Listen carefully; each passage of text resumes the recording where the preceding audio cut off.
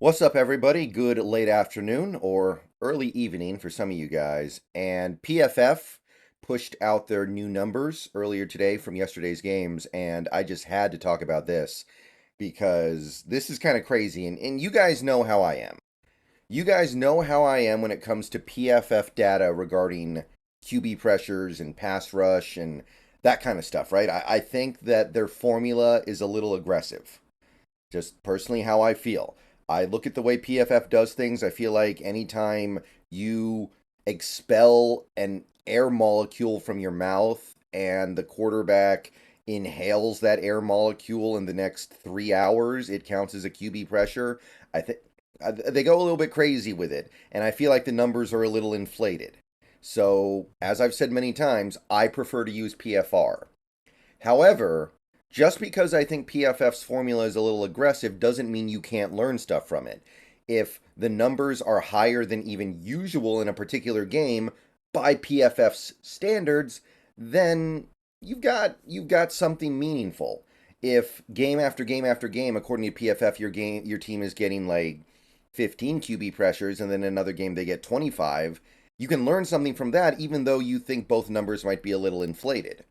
So PFF pushing out this new data from yesterday's game. I want to take a look at some of this stuff to illustrate how good we were getting pressure on Andy Dalton yesterday. Now, a couple of things before we start. On top of PFF's numbers being inflated, I do want to stress a couple things. I think Andy Dalton did a pretty good job of maneuvering around in the pocket through pressure and still giving himself an opportunity to make a play down the field.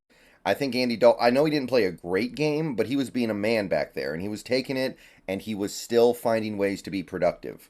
So some of these pressures that we're going to talk about here still resulted in positive plays for the Carolina Panthers offense. Credit to Andy Dalton for that. Second of all, it is possible to have multiple players get a pressure on the same snap, and I'm sure that happened a few times yesterday. So you can't just take this at surface level. There might be some plays where we had three guys get pressure. Nevertheless, let's take a look at some of these numbers that PFF spit out with our defensive players. I'm going to start with Dre'Mont Jones of the defensive line. He's one of the guys on the defense who's taking some heat right now. PFF thought he played fairly well. However, they gave him 3 total QB pressures yesterday. So I'm going to be fairly happy with that. I think the important thing to remember is Dre'Mont Jones is going to be considered our best defensive lineman by a lot of people. He's probably going to draw the most attention, and that's going to help free up some of the other players to do what they do. And in this game, you can definitely say there were some guys on this defense that absolutely ate besides Dre'Mont Jones. For instance, Jarran Reed. I already said Jarran Reed might have been our best player in that game. PFF might agree with me. They gave him a grade of 90.4, powered partially by what he was doing in pass rush. 5 QB pressures, including 2 sacks, 1 hit, and 2 hurries. So Jarran Reed has been maybe, I don't want to go too far with this, but he is in the conversation for best player on defense through 3 games for the Seahawks. And I may have to talk more about this in the future. He might be playing the best football that I've ever seen him play, including the year he had 10 sacks. I'm not even kidding. What he is doing for this team right now, I think, is more impactful than even what he did the year he got 10 sacks 5 years ago. But that's 5 QB pressures registered for Jarran Reed. And how about this? Mario Edwards, 9 QB pressures. Mario Edwards. Has he ever had a game in his career with 9 QB pressures? I'm guessing no.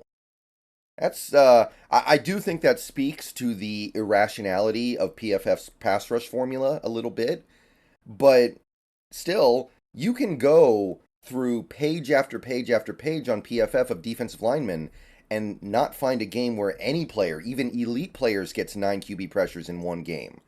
So this is kind of insane, and he was a guy who was not necessarily considered to be one of our top guys yesterday even, but the work he was doing in the trenches, the work he was doing to disrupt Andy Dalton and force him into uncomfortable spots was huge. Bigger than I even thought watching that game. So that's just our starting defensive linemen, and we're already at 17 QB pressures. Let's look at the backup defensive lineman. How about Miles Adams? 2 QB pressures. And I think, like, for instance, one of the QB pressures came on that play where he was held, it didn't get called. He kind of hurried Dalton, but Dalton still completed a 25-yard pass down the field. I understand that that's not necessarily the most impactful pressure in the world, but at the same time, he does affect the play to some extent. So you see where PFF looks at that and goes, hey, that's a pressure. I'm pretty sure that play counted as a pressure, by the way.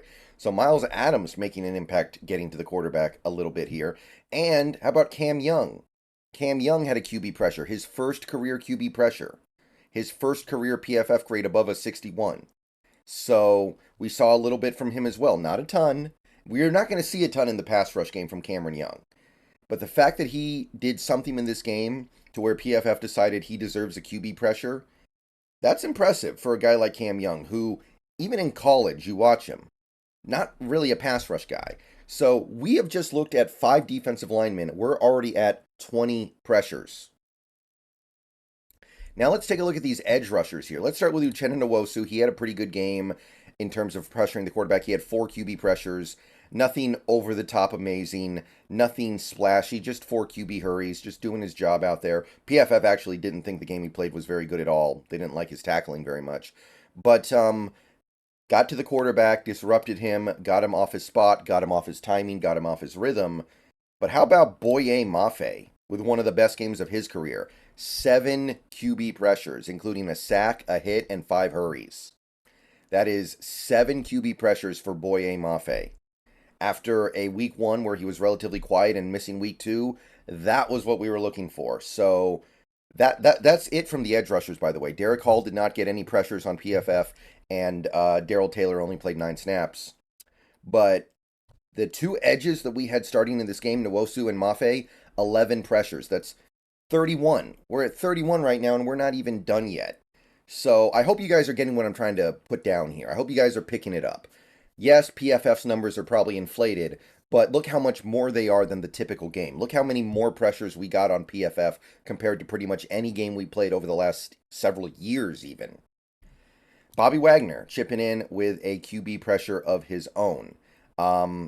Just the one. And overall, he's not going to be a huge impact player in terms of pass rush, but PFF did give him the one. And I got to shout this one out in particular, Jordan Brooks. Maybe one of his best games ever in terms of getting pressure on the quarterback. He had a sack, he had 2 QB hurries, 3 total pressures. You do the math, that's 35 QB pressures, guys. 35 QB pressures on Andy Dalton. And again, I know some of those probably multiple pressures on one play, so it probably wasn't actually more than half of his dropbacks, but it was probably close. I mean, we watched that game. We saw Andy Dalton get pressured on a lot of snaps. Sometimes he didn't get sacked, sometimes he didn't get hit, but he was getting off his spot and off his timing. And sometimes that's all you can ask your pass rush to do. If a quarterback's doing a good job navigating the pocket, maneuvering the pocket, getting through pressure, then so be it. At the very least, you're not making it easy for him. So I just wanted to highlight that because that is one of the craziest pass rush games I've ever seen from any team. And I'm very interested to see how PFR grades this stuff and how their numbers are different. Because obviously it's going to be less, but it could still be very, very fruitful. So yeah, pass rush did it. But obviously some of it is situational, right? We knew Carolina had to throw the ball at the end of that game because they were down. We knew Carolina had to throw the ball because they couldn't really run the ball the whole game. But this is still really good stuff from this pass rush. See you guys later.